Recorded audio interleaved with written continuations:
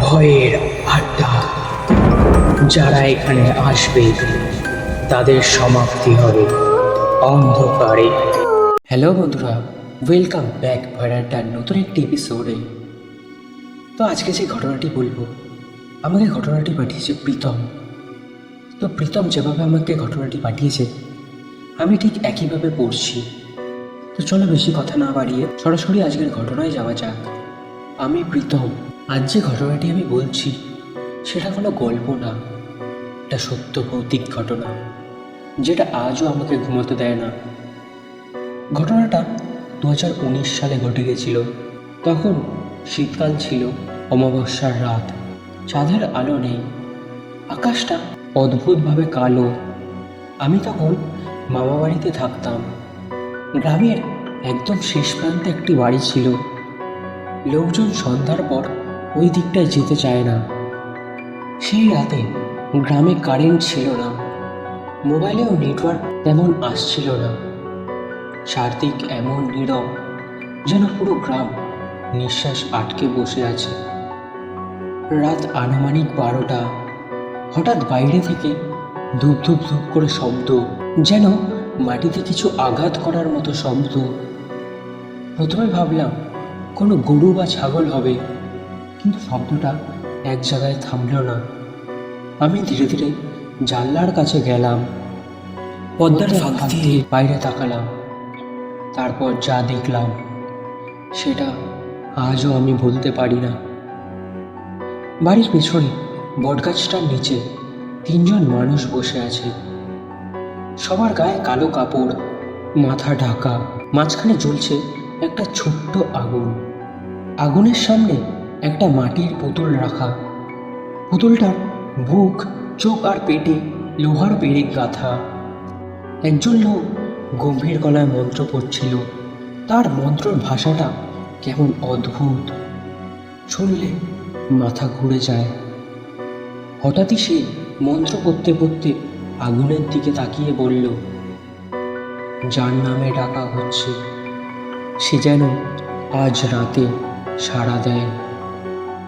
তারপর তার মুখ থেকে দেখি একটা শব্দ, একটা চেনা নাম, প্রীতম।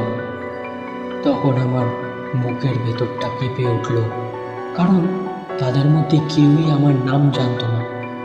তাহলে ওরা জানলো কিভাবে? আর তাদেরকে আমি চিনতামও না, তাহলে ওরা আমার নাম জানলো কিভাবে? আমি তখনই বুঝে গেলাম এটা কোনো সাধারণ ব্যাপার না। ঠিক তখনই বটগাছটার গা থেকে একটা লম্বা কালো ছায়া ধীরে ধীরে উঠে দাঁড়ালো। ছায়াটা কোনো মুখ নেই, কিন্তু ওটা সোজা আমার জানলার দিকে তাকিয়ে। হঠাৎ বাতাস জোরে বয়ে গেল, আগুনটা নেভে নেভে ভাব, চারদিক অন্ধকার। পরের মুহূর্তে যেন আমাদের ঘরের দরজায় কেউ নখ দিয়ে আছড়াচ্ছে। আমি দৌড়ে মায়ের কাছে গেলাম। মা কাঁপতে কাঁপতে ঠাকুমাকে ডাকলো। ঠাকুমা দরজার সামনে এসে একটা লাল সুতো দরজায় বেঁধে দিল, এবং তারপর ঠাকুমা জোরে জোরে মন্ত্র করতে লাগলো। আমার ঠাকুমা একটু ঠাকুরে বিশ্বাসী, তাই জোরে জোরে মন্ত্র করতে লাগলো। ঠাকুমা শুধু বলল, তোরা চুপ করে বসে থাক, আজ অমাবস্যা, ওরা কালা জাদু করছে, আর সেটা তোর নামেই করছে। আর সেই রাতটা আমাদের কেউই ঘুমাতে পারিনি। ভোরের দিকে শব্দটা বন্ধ হলো। পাখির ডাক শুনে আমি একটু সাহস পেলাম। সকালবেলা আমি একা বটগাছের কাছে গেলাম। সেখানে আর কেউ ছিল না, কিন্তু মাটিতে পড়েছিল ভাঙা পেরেক, পোড়া লাল সুতো আর একটা ছেঁড়া ছবি। ছবিটা আমারই ছিল। মাটিতে সিঁদুর দিয়ে লেখা ছিল।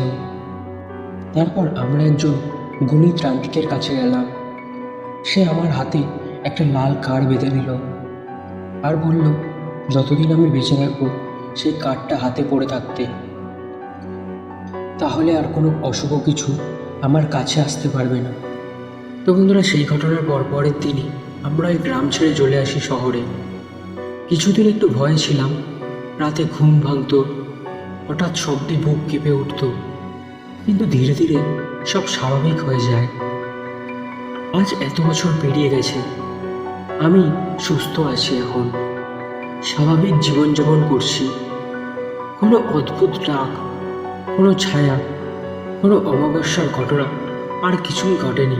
তো সেই রাতে যা হওয়ার তা সেখানেই শেষ হয়ে গিয়েছিল।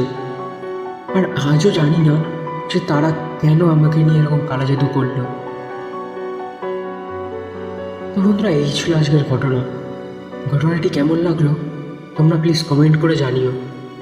যদি ঘটনাটি ভালো লেগে থাকে তো লাইক, কমেন্ট, সাবস্ক্রাইব করতে ভুলো না। তো চলো, আবার দেখা হবে নতুন একটি এপিসোডে। ততক্ষণের জন্য সুস্থ থেকো, ভালো থেকো।